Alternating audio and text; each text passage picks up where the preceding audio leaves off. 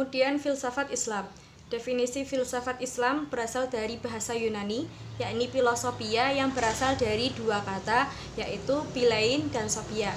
Philein sendiri berarti mencintai dan sophia yang berarti bijaksana.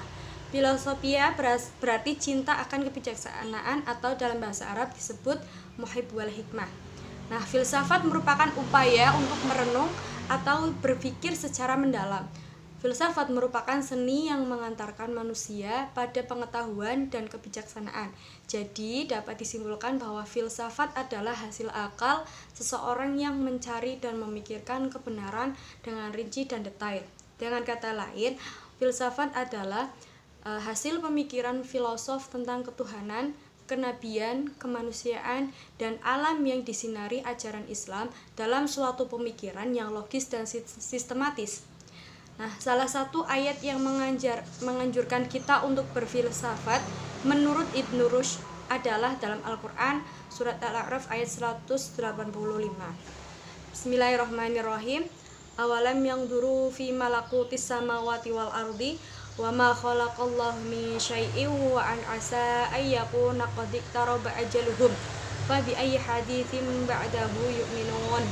Nah, ayat ini mengajak kita sebagai manusia untuk merenungkan kebesaran dan kekuasaan Allah melalui pengamatan terhadap semesta. Dalam ayat ini, Allah menyerukan kita supaya memperhatikan kerajaan langit dan bumi, serta segala isi yang ada di dalamnya. Panorama langit yang luas, bumi yang subur, serta keberagaman makhluk hidup merupakan fakta yang menunjukkan tanda-tanda keagungannya. Kemudian ruang lingkup filsafat Islam dari sisi pendekatannya, filsafat Islam dibagi kepada filsafat murni, kemudian ada ilmu kalam, ilmu tasawuf, ilmu fikih, ilmu ketuhanan, dan ilmu alam. Kemudian tokoh-tokoh dalam filsafat Islam diantaranya ialah ada Al-Kindi, yang kedua ada Al-Farabi, kemudian Ibnu Maskawai, Ibnu Sina, Ibnu Bajjah, Ibnu Tufail, Ibnu Rushd. Nah, manfaat mempelajari filsafat Islam bagi umat Islam yang paling utama adalah mengenal Tuhan dan alam semesta dengan lebih baik lagi. Manfaat yang kedua ada mengenali sifat-sifat agama khususnya Islam. Sifatnya adalah rasional, objektif, dan spiritual.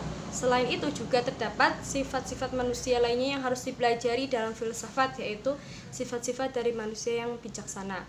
Manfaat belajar filsafat Islam yang ketiga adalah memahami bagaimana perkembangan filsafat dari masa ke masa, yaitu sejak masa lalu, masa kini, dan masa depan.